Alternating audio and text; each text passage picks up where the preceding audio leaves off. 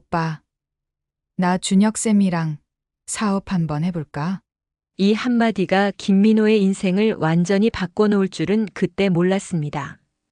아내 이소영이 던진 이 질문은 겉보기에는 단순한 사업 제안 같았지만 사실은 훨씬 더 복잡한 감정이 숨어 있었죠.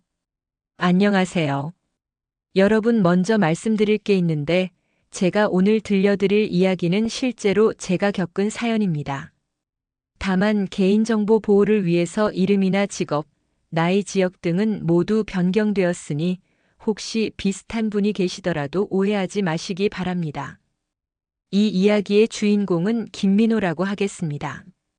올해 35살이고 대기업 IT 회사에서 팀장직을 맡고 있죠. 성격이 워낙 꼼꼼하고 책임감이 강해서 회사에서도 인정받는 위치에 올랐어요. 어릴 때부터 계획적이고 성실한 삶을 살아온 전형적인 모범생이었습니다. 특히 지난 몇 년간은 IT 업계 호황과 함께 경제적으로도 꽤 여유가 생겼어요. 강남 신축 아파트도 장만하고 적금도 빠뜨리지 않고 넣으면서 미래를 위한 준비도 착실히 해왔죠. 남들이 보기엔 정말 성공한 젊은 직장인의 모습이었을 겁니다. 민호는 새벽 6시에 일어나서 회사 업무를 체크하고 저녁엔 집에 와서 아내와 시간을 보내고 주말엔 집안일도 도우며 평범하지만 안정된 일상을 살아왔거든요. 그런데 이런 평범한 일상이 곧 완전히 뒤바뀔 줄은 꿈에도 몰랐습니다. 아내 이소영은 민호보다 3살 어린 32살이에요. 결혼 초기엔 작은 카페를 운영했는데 코로나 팬데믹으로 결국 문을 닫게 됐어요. 처음엔 재기를 노렸지만 임대료며 각종 비용들이 만만치 않더라고요. 결국 민호의 수입이 안정적이었기 때문에 자연스럽게 전업주부가 됐습니다. 사실 아이가 없다 보니 집안일이라고 해봐야 그리 많지도 않았죠. 그래서인지 소영은 점점 공허함을 느끼기 시작했습니다. 한때 자신만의 사업체를 운영하며 바쁘게 살던 삶이 갑자기 한가해지니까 적응하기 어려웠나 봐요. 카페 운영할 때는 매일 새벽부터 밤늦게까지 정신없이 바빴는데 이제는 하루 종일 집에만 있으니까 시간이 남아돌았습니다. 처음 몇 달은 그냥 휴식기라고 생각했는데 시간이 지날수록 소영의 표정에서 예전처럼 활기찬 모습을 보기가 어려워졌어요. 오빠는 매일 바쁘게 일하고 있는데 나만 집에서 빈둥거리는 것 같아서 미안해. 소영이 가끔 이런 말을 했지만 민호는 별다른 신경을 쓰지 않았습니다. 경제적으로 여유가 있었고 아내가 굳이 일을 하지 않아도 된다고 생각했거든요. 오히려 아내가 스트레스 받지 않고 여유롭게 지내면 좋겠다는 마음이었죠. 그런데 소영의 마음 상태는 민호가 생각했던 것보다 훨씬 복잡했습니다. 경제적인 문제가 아니라 자존감의 문제였거든요. 한때 자신만의 일을 하며 성취감을 느끼던 사람이 갑자기 아무것도 하지 않고 남편에게 의존하는 상황이 되니까 정체성의 혼란을 겪고 있었어요. 더욱이 주변 친구들은 각자의 분야에서 열심히 활동하고 있는데 자신만 뒤처지는 것 같다는 생각이 들었나 봅니다. SNS를 보면 또래 여성들이 다양한 활동을 하며 자기 개발에 힘쓰는 모습들이 보였거든요. 오빠, 나도 뭔가 해보고 싶어. 이렇게 계속 있으면 안 될 것 같아. 소영이 이런 말을 할 때마다 민호는 그럼 하고 싶은 거 해보라고 격려했습니다. 취미 생활이든 자기 개발이든 뭐든지 지원해주겠다는 의미였죠. 하지만 소영은 구체적으로 뭘 해야 할지 모르겠다며 망설이기만 했어요. 그러던 어느 날 소영이 갑자기 운동을 시작하겠다고 했습니다. 집 근처에 새로 생긴 프리미엄 헬스장에 등록하고 싶다는 거였어요. 회비가 만만치 않았지만 민호는 흔쾌히 동의했습니다. 아내가 건강해지고 활기를 되찾을 수 있다면 충분히 투자할 가치가 있다고 생각했거든요. 드디어 뭔가 할 일이 생겼네. 열심히 운동해서 건강해져. 민호는 진심으로 아내를 응원했습니다. 그런데 이 선택이 나중에 얼마나 큰 파장을 일으킬지는 전혀 예상하지 못했어요. 소영이 헬스장에서 만날 사람이 그들의 인생을 완전히 뒤바꿔 놓을 거라는 걸 그때는 몰랐으니까요. 헬스장 등록 후 소영의 모습에는 확실히 변화가 생겼습니다. 아침에 일어나자마자 운동복으로 갈아입고 헬스장으로 향하는 모습이 한결 활기차 보였어요. 저녁에 돌아와서도 운동 이야기를 신나게 하며 하루를 보낸 것에 대한 만족감을 표현했죠. 오늘 스쿼트 몇 개 더 했는데 생각보다 할만하더라. 내일은 또 다른 운동 배워볼 거야. 이런 식으로 소영이 긍정적인 변화를 보이니까 민호도 기뻤습니다. 그동안 우울해하던 아내가 다시 예전처럼 밝은 모습을 되찾는 것 같았거든요. 운동 효과인지 몸매도 좋아지고 표정도 한결 밝아졌어요. 그런데 며칠 지나지 않아 소영의 입에서 새로운 이름이 나오기 시작했습니다. 바로 박준혁이라는 퍼스널 트레이너였죠. 오빠, 오늘 PT 선생님이 내 자세 교정해 주는데 정말 전문적이더라. 역시 돈 주고 배우는 건 달라. 소영이 집에 돌아와서 흥미진진하게 들려주는 헬스장 이야기였습니다. 처음에는 단순히 운동에 대한 열정으로만 들렸어요. 그런데 며칠 지나면서 이야기의 초점이 점점 운동보다는 그 트레이너에게 맞춰지기 시작했죠. 박준혁이라는 그 트레이너는 20대 후반의 젊은 남성이었습니다. 소영 말로는 키가 크고 몸매도 좋고 무엇보다 운동에 대한 전문 지식이 뛰어나다고 했어요. 대학에서 체육학을 전공했고 각종 자격증도 많이 가지고 있다면서 자꾸 칭찬을 늘어놓았습니다. 준혁쌤이 말하는데 내가 운동 센스가 있다고 하더라. 자세도 금방 교정되고 근력도 생각보다 좋다면서. 이런 식으로 소영은 매일 준혁의 이야기를 가져왔어요. 처음에는 그저 새로운 환경에서 만난 사람에 대한 관심 정도로 여겼습니다. 오랫동안 집에만 있던 아내가 바깥 활동을 하면서 자연스럽게 새로운 인간관계를 맺는 거라고 생각했거든요. 하지만 시간이 지날수록 소영의 변화는 단순한 운동 효과를 넘어서는 것 같았습니다. 예전에는 집에서 편한 옷차림으로 지내던 아내가 갑자기 외모에 신경을 쓰기 시작한 거예요. 헬스장 갈 때도 운동복이 아니라 예쁜 운동복을 골라 입고 나가더라고요. 화장도 예전보다 신경 써서 하기 시작했습니다. 집에서만 있을 때는 맨 얼굴이거나 가벼운 화장 정도였는데 헬스장 갈 때는 꽤 신경 써서 화장을 하고 나갔어요. 머리 스타일도 바꿔보고 새로운 운동복도 자주 사더라고요. 민호는 이런 변화를 긍정적으로 받아들였습니다. 그동안 우울해하던 아내가 다시 자신을 꾸미고 활기를 되찾는 모습이 좋아 보였거든요. 여성으로서 자존감도 회복되고 있는 것 같았고요. 운동하니까 기분도 좋아지고 몸매도 좋아지는 것 같아. 계속 열심히 해. 민호는 아내의 변화를 진심으로 응원했습니다. 그런데 소영의 변화는 거기서 그치지 않았어요. 헬스장에서 보내는 시간이 점점 길어지기 시작한 거예요. 처음에는 2시간 정도 운동하고 돌아왔는데 어느새 3시간, 4시간으로 늘어나더라고요. 물어보면 운동 후에 준혁과 운동 상담을 받는다거나 다른 회원들과 이야기를 나눈다는 설명이었어요. 오늘은 준혁쌤이 내 운동 계획을 새로 짜준다고 해서 좀 늦었어. 정말 세심하게 신경 써주더라. 소영의 목소리에는 감사함과 함께 묘한 설렘이 섞여 있었습니다. 그냥 트레이너에 대한 신뢰를 넘어서는 감정이 느껴졌어요. 하지만 민호는 아직 그 신호를 제대로 알아채지 못했습니다. 더욱 눈에 띄는 변화는 소영의 스마트폰 사용 패턴이었어요. 예전에는 집에서 폰을 아무렇게나 놓고 다녔는데 갑자기 항상 몸에 지니고 다니기 시작했습니다. 화장실 갈 때도 베란다에 나갈 때도 폰을 꼭 챙겨갔어요. 그리고 메시지가 올 때마다 화면을 빠르게 확인하고는 미소를 짓곤 했죠. 누구한테서 연락이 왔는지 물어보면 헬스장 사람들이라고 대답했지만 그 미소가 단순한 친구 관계에서 나오는 것 같지는 않았습니다. 소영은 또한 새로운 취미에도 관심을 보이기 시작했어요. 헬스 말고도 요가나 필라테스도 배워보고 싶다고 하더라고요.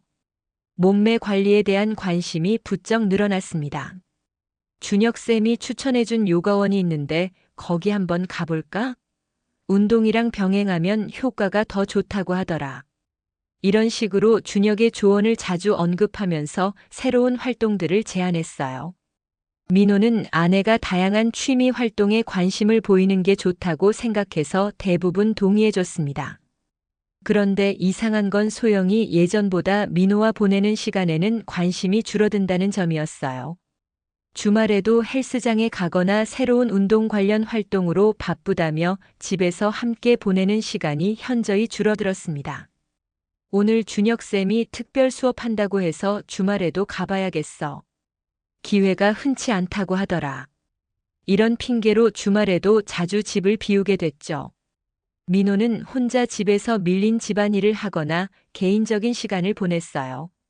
가끔 함께 어디 나가지 않을까 제안해봤지만 피곤하다거나 약속이 있다는 이유로 거절당하기 일쑤였습니다. 그래도 민호는 이런 변화가 일시적인 것이라고 생각했습니다. 새로운 취미에 푹 빠진 것 같은데 시간이 지나면 적당한 선에서 조절될 거라고 믿었거든요. 실제로 운동을 통해 아내가 건강해지고 자신감도 생기는 것 같아서 긍정적으로 받아들이려고 노력했어요. 하지만 소영의 마음속에는 이미 민호가 모르는 새로운 감정이 자리 잡고 있었습니다.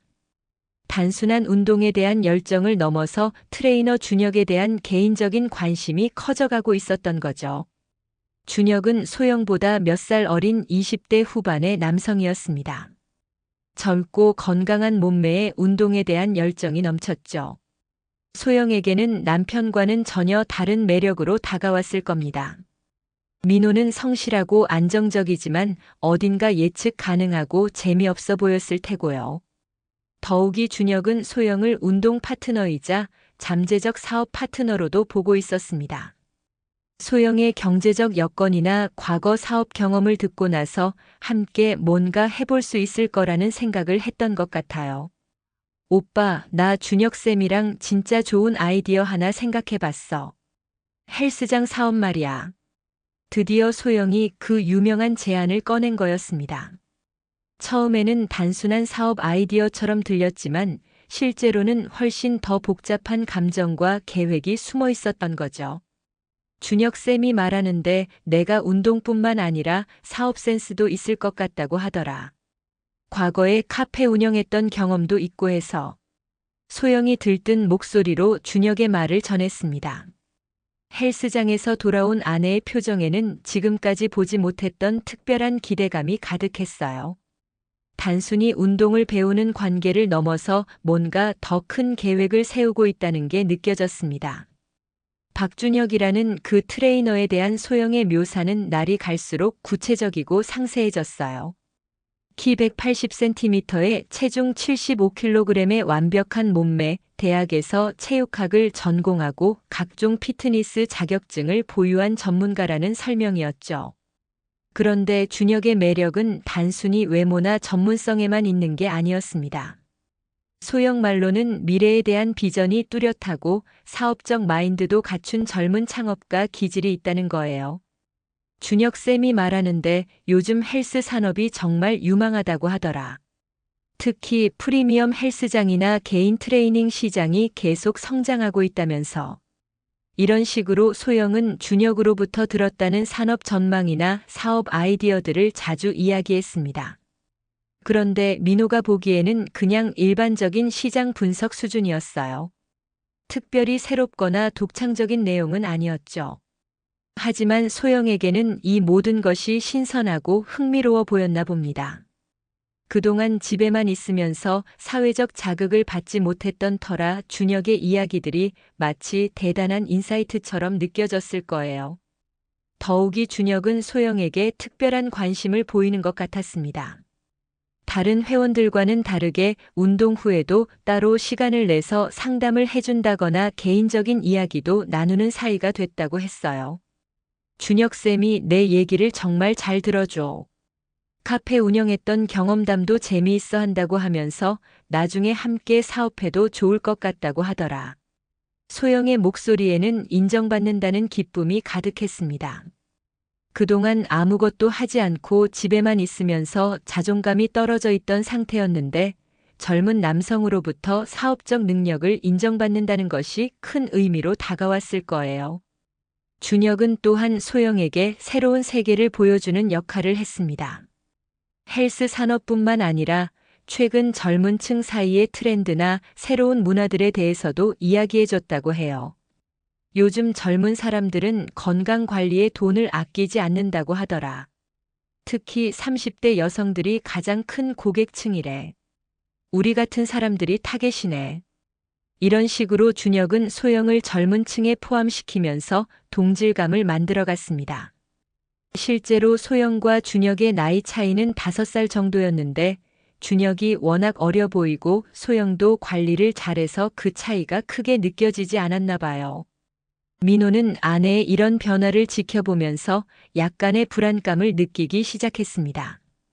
트레이너에 대한 이야기가 너무 자주 나오고 그에 대한 칭찬이 지나친 것 같았거든요. 하지만 직접적으로 문제 제기를 하기에는 구체적인 근거가 없었어요.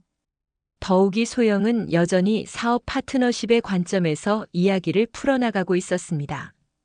불순한 의도가 있다기보다는 정말로 함께 사업을 해보고 싶어 하는 것처럼 보였죠. 오빠도 한번 만나보면 좋을 것 같은데. 정말 괜찮은 사람이야. 사업에 대한 비전도 확실하고. 소영이 준혁과의 만남을 제안했을 때 민호는 잠시 고민했습니다. 한편으로는 아내가 그렇게 추천하는 사람이니까 한번 만나보는 것도 나쁘지 않다고 생각했어요. 하지만 다른 한편으로는 굳이 만날 필요가 있을까 하는 의문도 들었죠. 일단 내가 어떤 사업을 생각하고 있는지부터 구체적으로 들어볼게. 그 다음에 그 사람 만날지 생각해보자. 민호는 신중한 반응을 보였습니다. 성격상 어떤 결정을 내리기 전에는 충분히 검토해보는 스타일이었거든요.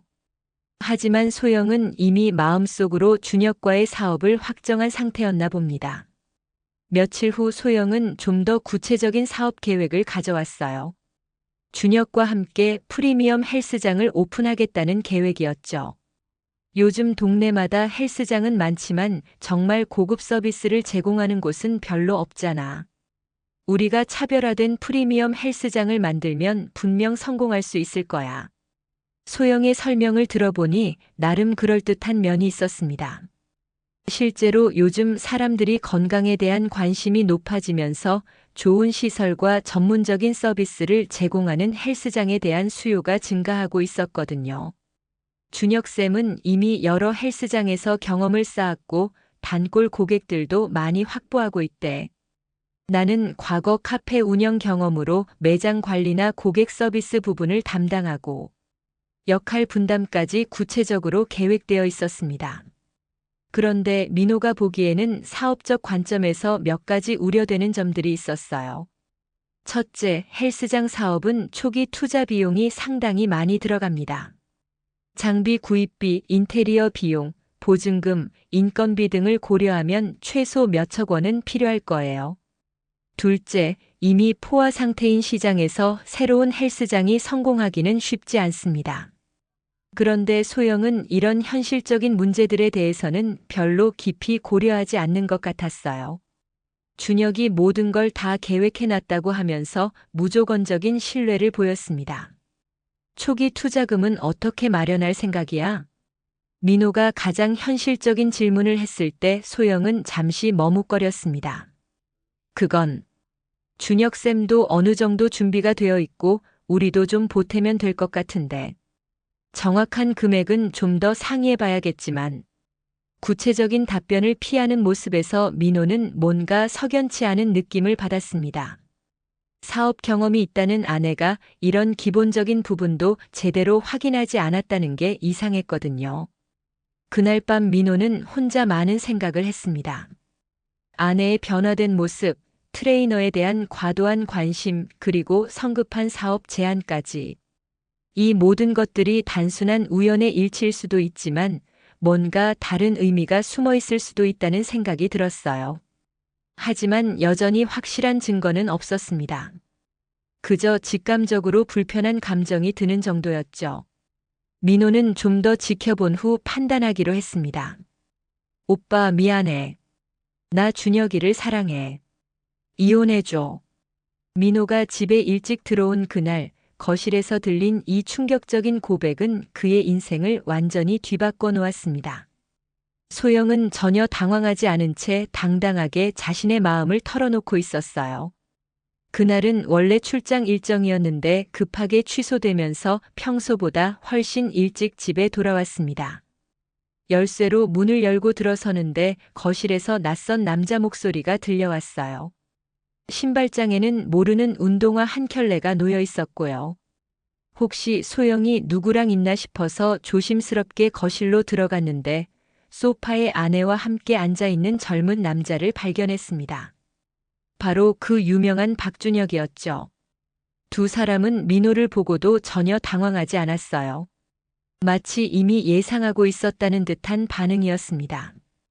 오히려 소영은 이 기회에 모든 것을 털어놓겠다는 의지가 확고해 보였어요. 오빠가 올 줄 알았어. 어차피 말해야 할 얘기였으니까 잘 됐네. 소영의 목소리에는 죄책감보다는 해방감이 더 크게 느껴졌습니다. 그동안 숨겨왔던 관계를 더 이상 감추고 싶지 않다는 의지가 역력했어요. 준혁도 마찬가지였습니다. 민호와 처음 대면하는 상황이었지만 전혀 위축되지 않았어요. 오히려 당당한 태도로 자신을 소개하면서 상황을 주도해 나갔습니다. 안녕하세요. 박준혁입니다. 소영 누나로부터 형님 얘기 많이 들었어요. 준혁이 민호를 형님이라고 부르는 것부터가 이상했습니다. 처음 만나는 사이인데도 불구하고 마치 오래전부터 알고 지낸 사람처럼 친근하게 대했어요. 이미 소영을 통해서 민호에 대한 정보를 상당히 많이 알고 있었던 것 같았습니다. 민호는 순간적으로 머리가 하얘지는 걸 느꼈습니다. 그동안 어렴풋이 의심했던 것들이 현실로 확인되는 순간이었거든요. 하지만 동시에 화가 치밀어 올랐어요. 당신들 지금 뭐 하는 거야? 민호가 목소리를 높이자 소영이 나서서 상황을 정리했습니다. 오빠 앉아봐. 할 말이 있어. 소영의 목소리는 평소보다 훨씬 단호했습니다. 그동안 조심스럽게 눈치를 보던 모습과는 완전히 달랐어요. 마치 오래전부터 계획해놨던 시나리오를 실행에 옮기는 것 같았습니다. 나 준혁이와 진짜 사랑에 빠졌어. 당신하고는 더 이상 못 살겠어. 소영의 고백은 직설적이고 단호했습니다. 변명이나 사과의 여지를 두지 않았어요. 오히려 이런 상황을 만든 게 민호 책임이라는 뉘앙스까지 풍겼습니다. 당신은 일만 알고 나한테는 관심이 없었잖아. 맨날 회사 일에만 매달려서 나를 하나의 가구처럼 생각했어. 소영이 그동안 쌓였던 불만을 쏟아내기 시작했습니다. 민호가 자신을 소홀히 대했다는 것, 감정적으로 메마른 관계였다는 것, 더 이상 참을 수 없었다는 것 등등. 하지만 민호가 보기에는 억지스러운 변명에 불과했습니다. 경제적으로 뒷바라지하고 아내가 원하는 건 다 들어줬는데 어떻게 관심이 없다고 할 수 있는지 이해가 안 됐거든요. 준혁이는 달라. 나를 진짜 여자로 봐줘. 나이도 비슷하고 서로 통하는 게 많아. 소영이 준혁을 칭찬하면서 민호와 비교하기 시작했습니다. 젊고 활기차고 로맨틱하다는 등의 수식어들을 늘어놓으면서 마치 준혁이 완벽한 남자인 것처럼 묘사했어요. 준혁도 거기에 거듭들었습니다. 형님 죄송해요. 하지만 저희는 진짜 사랑하는 사이예요. 소영 누나가 얼마나 외로워했는지 아세요? 준혁의 말에서는 오히려 민호를 비난하는 뉘앙스가 느껴졌습니다. 마치 자신들의 관계가 민호의 잘못 때문에 생긴 불가피한 결과라는 식으로 정당화하려는 것 같았어요. 민호는 이런 상황 자체가 믿기지 않았습니다. 자신이 성실하게 가정을 꾸려나가고 있다고 생각했는데 아내는 완전히 다른 생각을 하고 있었던 거죠. 더욱이 당당하게 불륜을 정당화하는 모습에 분노가 치밀었어요. 바람핀 게 내 잘못이야? 지금 둘이서 나를 가해자로 만들려고 하는 거야? 민호가 거세게 항의하자 소영은 오히려 코웃음을 쳤습니다. 가해자는 무슨? 우리 모두 어른이고 각자 선택할 권리가 있는 거 아니야? 나는 이제 준혁이와 새로운 인생을 살고 싶어. 소영의 태도에서는 죄책감을 전혀 찾아볼 수 없었습니다. 오히려 자신의 선택을 자랑스러워하는 것 같았어요. 마치 불행한 결혼 생활에서 벗어나 진정한 사랑을 찾았다는 식으로 생각하고 있는 것 같았습니다. 그럼 이혼하자. 민호도 더 이상 참을 수 없었습니다. 이미 마음이 완전히 돌아선 아내와 더 함께 살 이유가 없다고 생각했어요. 오히려 깔끔하게 정리하는 게 서로에게 좋을 것 같았습니다. 그래, 그게 좋겠어. 어차피 우리는 안 맞았어. 소영은 즉석에서 동의했습니다. 전혀 망설임이 없었어요. 이미 오래전부터 마음속으로 결정해놨던 일인 것 같았습니다. 재산 분할은 어떻게 할 거야? 민호가 현실적인 문제를 거론하자 소영과 준혁이 서로 눈빛을 주고받았습니다. 나는 많이 바라지 않아. 적당한 선에서 정리하자. 소영의 대답이었지만 민호는 그 말을 곧이곧대로 받아들이지 않았습니다. 결국 돈 문제로 복잡해질 가능성이 높다고 생각했거든요. 하지만 예상과는 달리 소영은 정말로 큰 욕심을 부리지 않았어요. 아파트나 주요 자산은 민호가 가지고 자신은 최소한의 정착금 정도만 받겠다고 했습니다. 나는 이제 준혁이와 함께 새로운 사업을 시작할 거니까. 과거에 얽매이고 싶지 않아. 소영의 이런 태도를 보면서 민호는 뭔가 석연치 않은 기분이 들었습니다. 보통 이혼할 때는 재산 분할 문제로 복잡해지는 경우가 많은데 소영이 이렇게 쉽게 포기하는 이유가 궁금했어요. 나중에 생각해보니 소영은 이미 준혁과 함께 새로운 사업을 통해 더 큰 돈을 벌 계획을 세워놓고 있었던 것 같습니다. 민호로부터 받는 정착금보다는 앞으로 벌어들일 수익이 훨씬 클 거라고 확신하고 있었나 봐요. 그날 준혁은 오래 머물지 않고 먼저 자리를 떴습니다. 앞으로의 절차는 소영과 민호가 알아서 정리하라는 식이었어요. 형님, 오늘 죄송했어요. 하지만 저희는 정말 진심이에요. 준혁이 나가면서 한 마지막 말이었습니다. 사과하는 것 같으면서도 어딘가 당당한 태도였어요. 준혁이 떠난 후 민호와 소영은 차가운 분위기 속에서 이혼에 대한 구체적인 이야기를 나눴습니다. 법적 절차, 재산 분할, 이사 일정 등등. 빨리 정리하고 각자의 길을 가자. 소영은 마치 하루빨리 이 상황을 정리하고 새로운 삶을 시작하고 싶다는 의지를 보였습니다. 민호도 마찬가지였어요. 이미 마음이 떠난 아내와 더 함께 있을 이유가 없었거든요. 그날 밤 민호는 잠들지 못했습니다. 그동안 자신이 쌓아올린 평범하고 안정적인 일상이 하루아침에 무너져버린 현실을 받아들이기 어려웠어요. 하지만 동시에 이런 아내와 헤어지게 된 것이 오히려 다행이라는 생각도 들었습니다. 당신도 이제 자유의 몸이 됐으니까 새로운 사람 만나서 행복하게 살아. 이혼 서류에 도장을 찍으며 소영이 한 말이었습니다. 마치 서로에게 축복을 해주는 듯한 톤이었지만 민호에게는 차가운 이별 인사로 들렸어요. 이혼 절차는 생각보다 빠르게 진행됐습니다. 소영이 재산 분할에 대해 큰 욕심을 부리지 않았기 때문에 법적으로 복잡한 문제가 없었거든요. 변호사와 상담을 받아봐도 협의 이혼으로 충분하다는 의견이었어요. 소영은 정착금으로 5천만 원 정도를 받고 나머지 자산은 모두 민호가 갖기로 했습니다. 아파트, 자동차, 예금, 주식 등 주요 재산은 그대로 민호 명의로 남게 됐죠. 나는 정말 많이 바라지 않아. 새로 시작하는데 필요한 최소한의 돈만 있으면 돼. 소영은 끝까지 이런 태도를 유지했습니다. 민호는 이런 모습이 오히려 의심스러웠어요. 보통 이혼할 때는 조금이라도 더 많이 가져가려고 하는데 소영은 왜 이렇게 쉽게 포기하는 걸까 하는 생각이 들었거든요. 나중에 알고 보니 소영은 이미 준혁과 함께 헬스장 사업을 구체적으로 계획하고 있었습니다. 5천만 원으로 초기 투자를 하고 사업이 성공하면 훨씬 더 큰 돈을 벌 수 있을 거라고 확신하고 있었던 거예요. 더욱이 준혁 역시 어느 정도 자본을 준비하고 있다고 했으니까 둘이 합치면 충분한 자본금이 마련될 거라고 생각했나 봅니다. 소영에게는 이혼 정착금이 단순한 위로금이 아니라 새로운 사업의 종자돈이었던 셈이죠. 준혁쌤이 이미 좋은 자리도 알아봐 놨다고 하더라. 강남 쪽 상권 좋은 곳에 헬스장 내기에 딱 좋은 건물이 있대. 소영은 이혼 서류를 정리하면서도 미래에 대한 계획을 신나게 이야기했습니다. 마치 불행한 결혼 생활에서 벗어나 꿈 같은 새 인생을 시작하는 기분인 것 같았어요. 반면 민호는 복잡한 감정이 들었습니다. 한편으로는 배신감과 분노가 있었지만 다른 한편으로는 묘한 해방감도 느껴졌어요.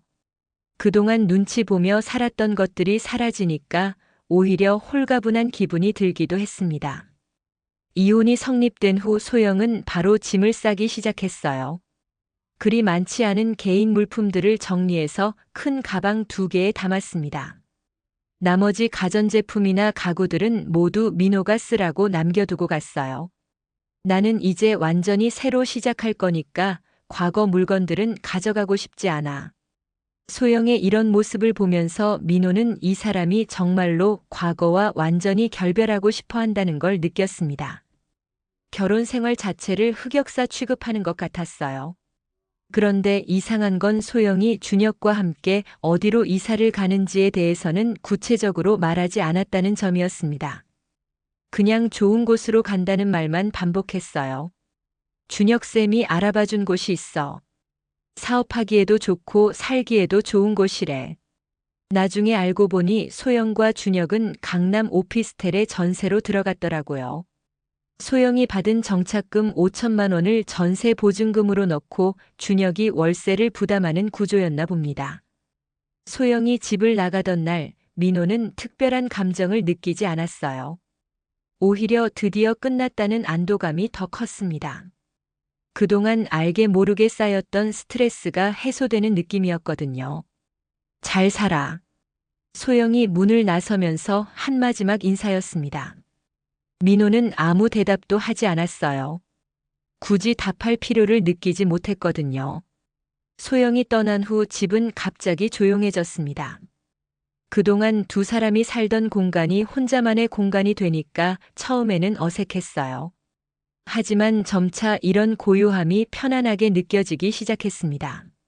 민호는 새로운 혼자만의 생활에 적응해 나가기 시작했어요. 아침에 일어나서 출근 준비를 할 때도 누구 눈치를 볼 필요가 없었고 저녁에 집에 돌아와서도 자유롭게 시간을 보낼 수 있었습니다. 더욱이 회사 일에 더 집중할 수 있게 됐어요. 그동안 아내와의 관계에서 오는 스트레스가 적지 않았는데 그런 것들이 사라지니까 업무 효율성도 높아졌습니다. 한편 소영과 준혁의 소식은 간혹 공통 지인들을 통해 들려왔어요. 둘이 강남 오피스텔에서 신혼부부처럼 달콤하게 지내고 있다는 이야기였죠. 특히 소영은 SNS에 행복한 모습들을 자주 올렸다고 해요. 준혁과 함께 고급 레스토랑에서 식사하는 사진, 헬스장에서 운동하는 사진, 카페에서 데이트하는 사진 등등. 마치 자신이 얼마나 행복한 새 인생을 살고 있는지 전 세계에 알리고 싶어 하는 것 같았습니다. 아마 민호에게도 보여주고 싶었을 거예요. 자신의 선택이 옳았다는 걸 증명하고 싶어 했나 봅니다. 하지만 민호는 그런 소식들에 별다른 감정이 들지 않았어요. 이미 마음속으로 완전히 정리가 된 상태였거든요. 오히려 자신도 새로운 삶을 시작해야겠다는 의지가 생겼습니다. 민호는 그동안 미뤄뒀던 취미 활동들을 시작했어요. 독서 모임에도 참여하고 등산 동호회에도 가입했습니다. 주말에도 혼자 여행을 다니거나 친구들과 시간을 보내면서 충실한 시간을 보냈어요. 무엇보다 일에 대한 열정이 다시 살아났습니다. 그동안 가정 문제로 인해 소홀했던 부분들을 다시 집중해서 처리하기 시작했어요. 새로운 프로젝트도 적극적으로 맡아서 진행했고요. 한편 소영과 준혁은 헬스장 사업 준비에 본격적으로 나섰다고 했습니다. 강남 쪽에 좋은 자리를 알아보고 인테리어 업체와도 상담을 받고 있다는 소식이었어요. 둘은 정말 의욕적으로 사업을 준비하고 있는 것 같았습니다. 소영은 과거 카페 운영 경험을 살려서 고객 서비스나 매장 관리를 담당하고 준혁은 전문 트레이너로서 운동 프로그램을 기획한다는 계획이었죠. 특히 기존 헬스장들과는 차별화된 프리미엄 서비스를 제공하겠다는 포부를 가지고 있었어요. 개인 트레이닝은 물론이고 영양 상담, 체형 관리 등 종합적인 건강 관리 서비스를 제공한다는 컨셉이었습니다. 처음 몇 달간은 모든 게 순조롭게 진행되는 것 같았어요.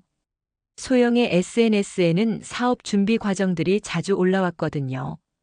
인테리어 공사 현장 사진, 운동 장비 구매 인증샷, 준혁과 함께 사업 회의하는 모습 등등. 마치 성공적인 창업가 커플의 모습을 연출하고 있었습니다. 보는 사람들로 하여금 둘이 정말 잘 어울리는 비즈니스 파트너이자 연인이라는 인상을 주려고 했나 봐요.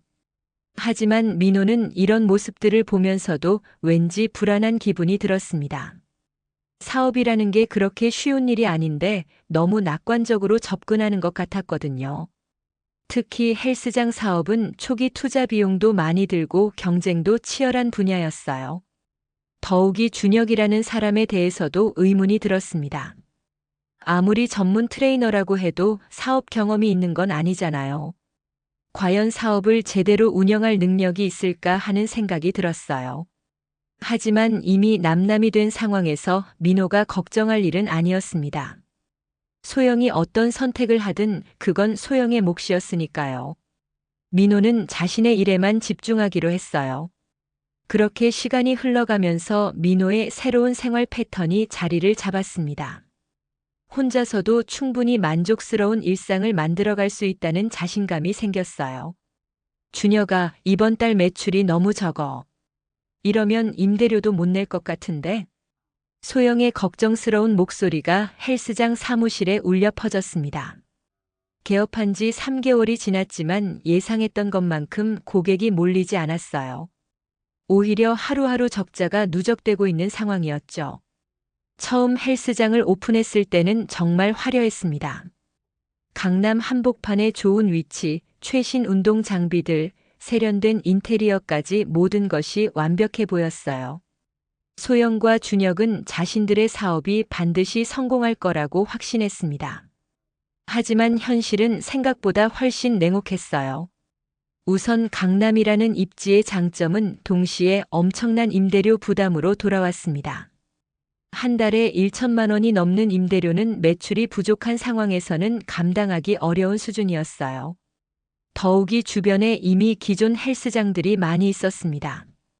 대형 프랜차이즈 헬스장들은 저렴한 가격으로 회원을 모집하고 있었고 소규모 헬스장들은 단골 고객들을 확보하고 있었죠. 새로 오픈한 헬스장이 끼어들 틈이 생각보다 많지 않았어요. 아무리 시설이 좋고 서비스가 전문적이라고 해도 고객들 입장에서는 이미 다니던 곳을 굳이 바꿀 이유가 없었거든요.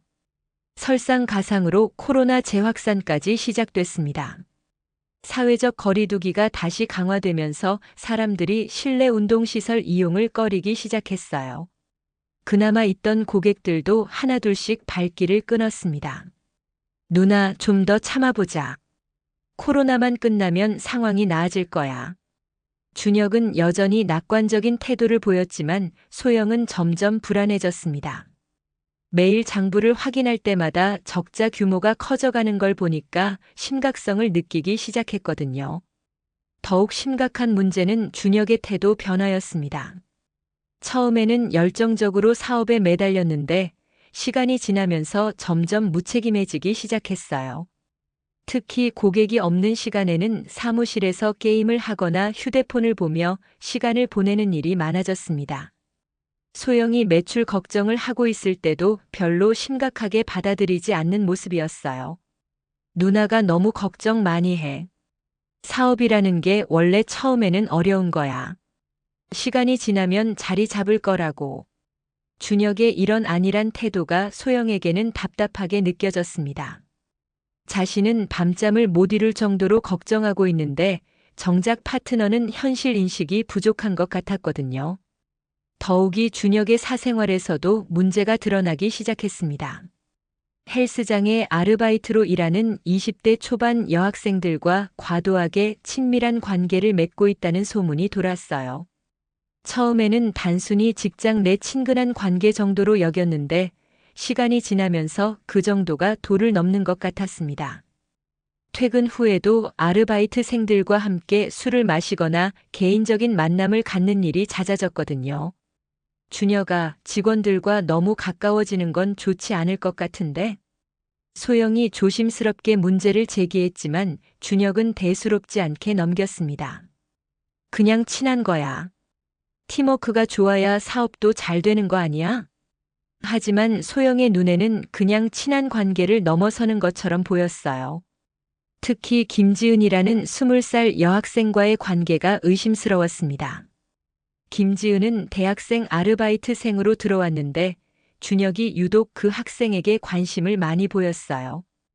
운동 지도를 핑계로 개인적인 시간을 많이 보내고 있었고 다른 직원들과는 다르게 특별 대우를 해주고 있었습니다. 소영은 점점 준혁에 대한 의심이 커져갔습니다. 사업 파트너로서의 신뢰도 흔들리고 있었고 연인으로서의 믿음도 위험해지고 있었어요. 설상가상으로 헬스장 운영비는 계속 늘어만 갔습니다. 전기료, 수도료, 인건비, 장비 유지비 등등 나가는 돈은 많은데 들어오는 돈은 턱없이 부족했어요. 소영이 가져온 정착금 5천만 원은 이미 바닥났고 준혁이 준비했다던 자본금도 생각보다 많지 않았습니다. 실제로는 몇백만 원 정도에 불과했어요. 결국 소영은 개인 신용대출을 받아서라도 사업을 유지해 보려고 했습니다. 하지만 무직자 상태에서 받을 수 있는 대출 금액에는 한계가 있었어요. 준혁아, 우리 정말 심각한 상황인 것 같아. 이대로 가다가는 큰일 날 것 같은데?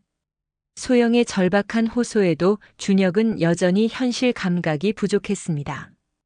조금만 더 버텨보자. 분명 기회가 올 거야.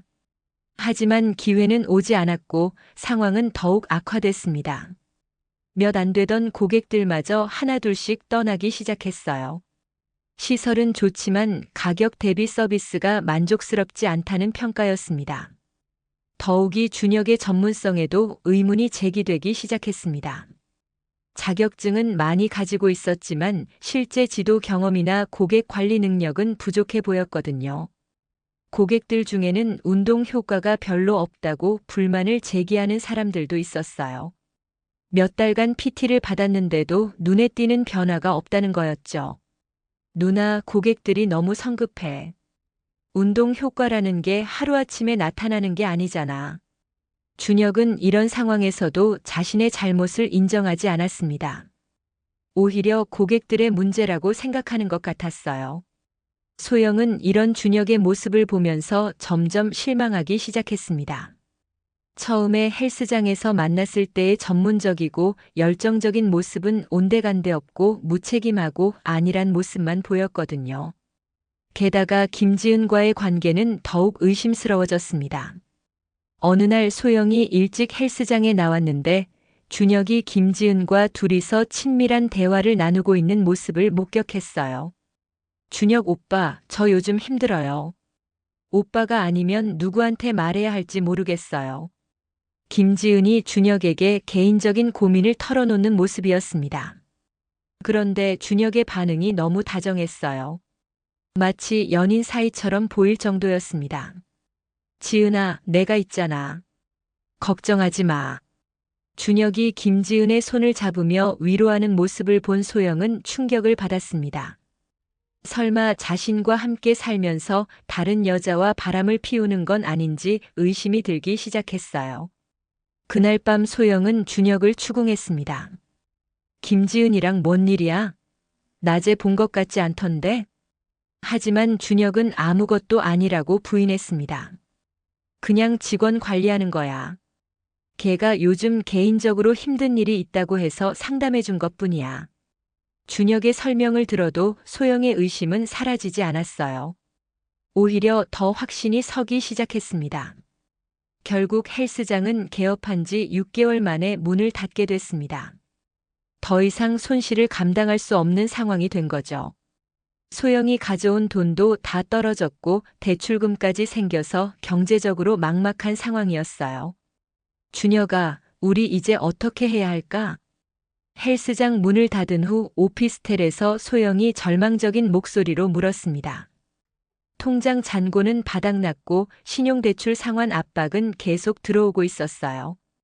더 이상 버틸 방법이 없는 상황이었죠. 준혁의 대답은 예상했던 것보다 훨씬 충격적이었습니다. 누나, 미안해. 나는 좀 다른 길을 생각해보고 있어. 준혁이 갑자기 다른 길을 생각하고 있다고 했을 때 소영은 처음에는 새로운 사업 아이템을 말하는 줄 알았어요. 하지만 준혁의 진짜 의도는 전혀 다른 것이었습니다. 사실 나 김지은이랑 새로 시작하려고 해. 지은이 부모님이 치킨 프랜차이즈 사업을 지원해 주신다고 하거든. 준혁의 고백을 들은 순간 소영은 머리가 하얘지는 걸 느꼈습니다.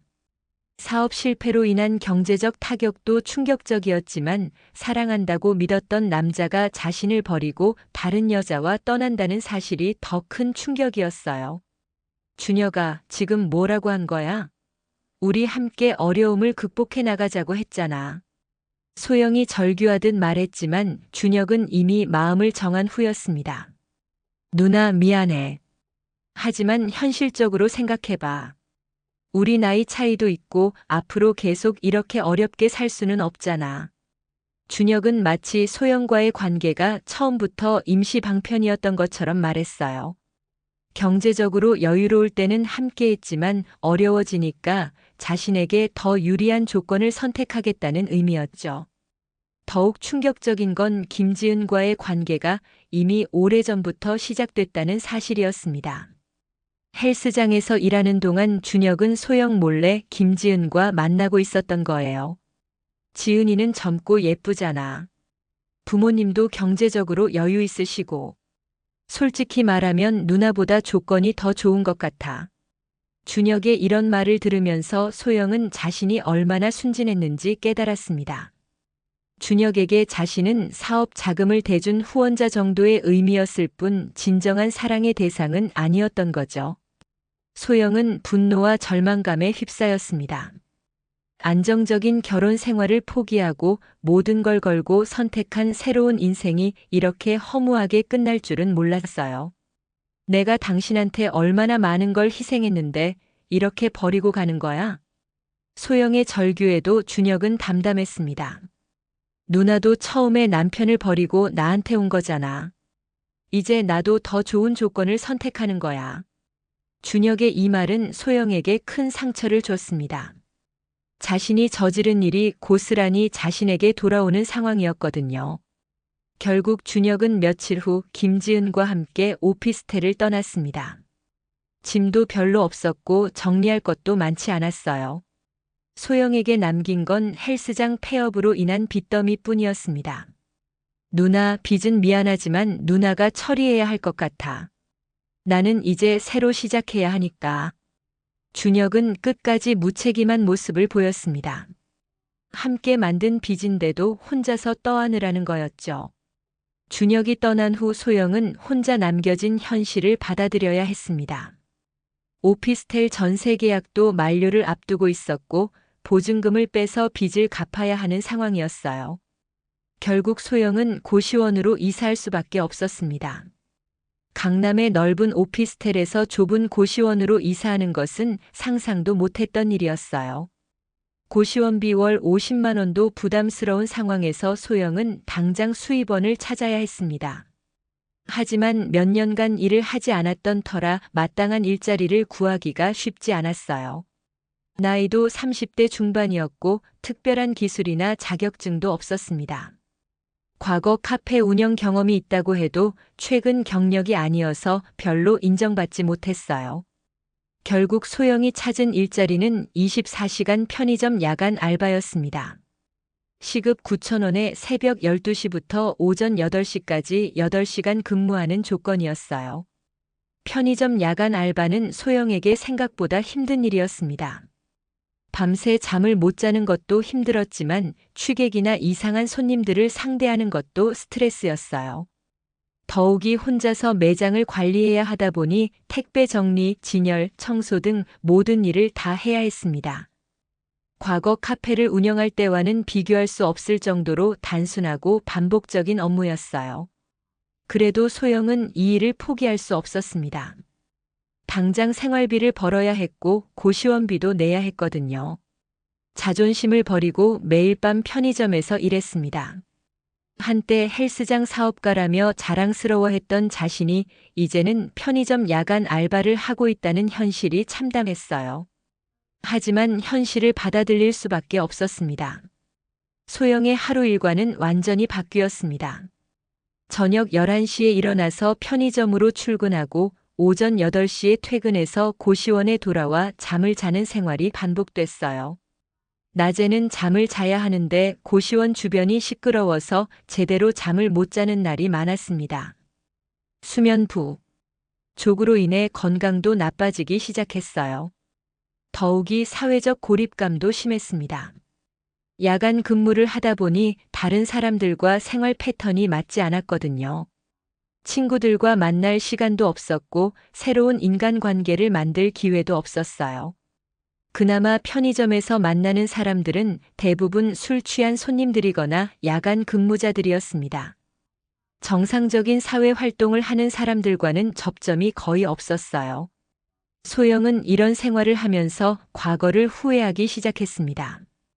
안정적이었던 결혼 생활을 버리고 불확실한 사랑을 선택한 것이 과연 옳은 일이었는지 의문이 들었거든요.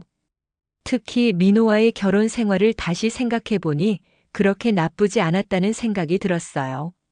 경제적으로 안정적이었고 민호도 나름 배려심 있는 남편이었거든요. 하지만 이미 돌이킬 수 없는 상황이었습니다. 자신이 선택한 길의 결과를 받아들일 수밖에 없었어요. 그렇게 몇 달이 지나면서 소영은 점점 지쳐갔습니다. 육체적으로도 정신적으로도 한계에 다다르는 느낌이었어요. 언제까지 이런 생활을 계속해야 할지 막막했습니다. 그런데 어느 날 밤 편의점에서 일하던 중 예상치 못한 만남이 기다리고 있었습니다. 이게 누구야? 새벽 3시 편의점 문이 열리면서 들어온 손님을 본 소영은 깜짝 놀랐습니다. 다름 아닌 전 남편 김민호였거든요. 그것도 젊고 예쁜 여성과 함께 말이에요. 소영은 순간적으로 당황했습니다. 편의점 유니폼을 입고 야간 알바를 하는 자신의 모습을 전 남편에게 들키는 상황이 너무 부끄러웠어요. 가능하면 들키지 않고 넘어갔으면 좋겠다는 생각이 들었습니다. 하지만 민호는 이미 소영을 알아봤습니다. 처음에는 믿기지 않는다는 표정이었다가 곧 복잡한 감정이 교차하는 얼굴을 했어요. 소영 씨? 민호가 조심스럽게 이름을 부르자 소영은 어쩔 수 없이 고개를 들었습니다. 한때 남편이었던 사람과 이런 식으로 재회하게 될 줄은 정말 몰랐어요. 민호 옆에 있던 여성은 20대 후반 정도로 보이는 깔끔하고 지적인 인상의 사람이었습니다. 옷차림이나 분위기로 봐서는 어느 정도 사회적 지위가 있는 직업을 가진 것 같았어요. 안녕하세요. 그 여성이 정중하게 인사를 했습니다. 민호로부터 소영에 대한 이야기를 들었는지 어색하지 않게 대하는 모습이었어요. 민호는 편의점 안을 둘러보면서 복잡한 표정을 지었습니다. 한때 함께 살았던 아내가 이런 곳에서 야간 알바를 하고 있다는 현실이 믿기지 않는 것 같았어요. 여기서 일하시는 거예요? 민호의 조심스러운 질문에 소영은 고개를 끄덕일 수밖에 없었습니다. 거짓말을 할 수도 없는 상황이었거든요. 네. 생활을 위해서요. 소영의 답변은 간단했지만 그 속에는 복잡한 사연이 담겨 있었습니다. 화려했던 헬스장 사업가의 꿈이 어떻게 편의점 야간 알바로 전락했는지 굳이 설명하지 않아도 민호는 짐작할 수 있었어요. 미나 씨는 잘 지내시는 것 같네요. 소영이 민호 옆의 여성을 보며 말했습니다. 둘의 분위기로 봐서는 연인 사이인 것 같았거든요.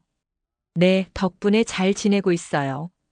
이분은 제 회사 후배 정수진 씨예요.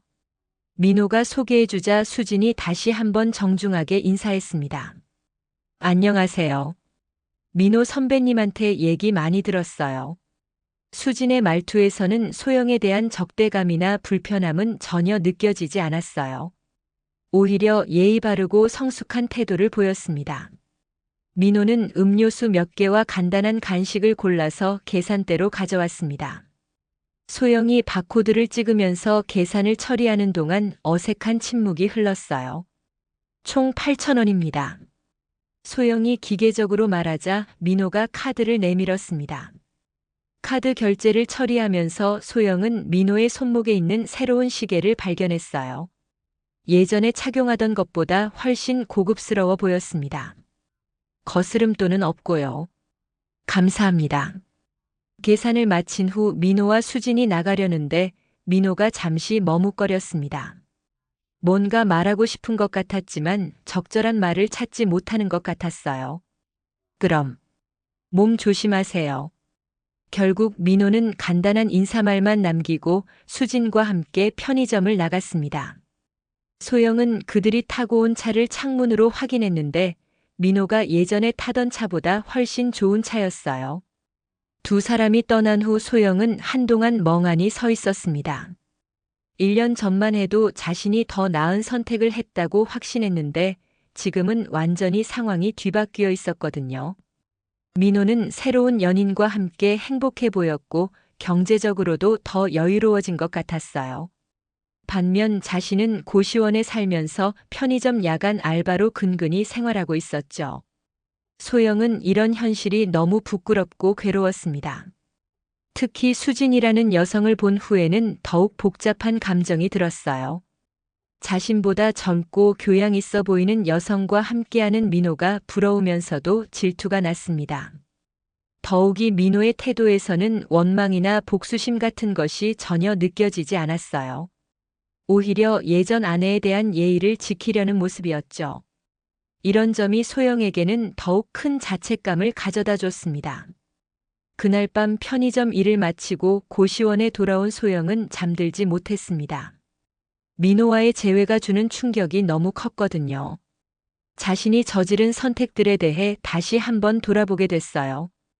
1년 전 이혼할 때 소영은 자신이 더 나은 미래를 선택한다고 생각했습니다. 준혁과 함께 성공적인 사업을 하고 젊은 사랑을 즐기며 자유롭게 살 수 있을 거라고 믿었어요. 하지만 현실은 정반대였습니다. 사업은 실패했고 준혁은 다른 여자와 도망갔으며 자신은 경제적으로 나락에 떨어졌죠. 모든 것을 잃고 홀로 남겨진 상황이었어요. 반면 민호는 이혼 후에도 안정적인 삶을 유지하고 있을 뿐만 아니라 새로운 행복까지 찾은 것 같았습니다. 자신을 배신한 아내를 원망하거나 복수하려 하지 않고 자신만의 길을 묵묵히 걸어간 결과였어요. 소영은 이런 대조를 보면서 자신의 선택이 얼마나 어리석었는지 깨달았습니다. 안정적이고 성실한 남편을 버리고 불확실한 젊은 사랑을 택한 것이 결국 자신을 파멸로 이끌었던 거죠. 더욱이 준혁이라는 남자의 본성을 제대로 파악하지 못했던 것도 큰 실수였어요. 겉으로는 젊고 매력적으로 보였지만 실제로는 무책임하고 이기적인 사람이었거든요. 소영은 후회의 눈물을 흘렸습니다. 하지만 이미 돌이킬 수 없는 상황이었어요. 자신이 선택한 길의 결과를 받아들이고 앞으로의 삶을 살아나가야 했습니다. 며칠 후 소영은 민호에게 문자 메시지를 보냈습니다. 지난번에는 당황해서 제대로 인사도 못했네요. 그동안 잘 지내셨나요? 새로운 분과 행복하시길 바라요. 그리고 미안해요.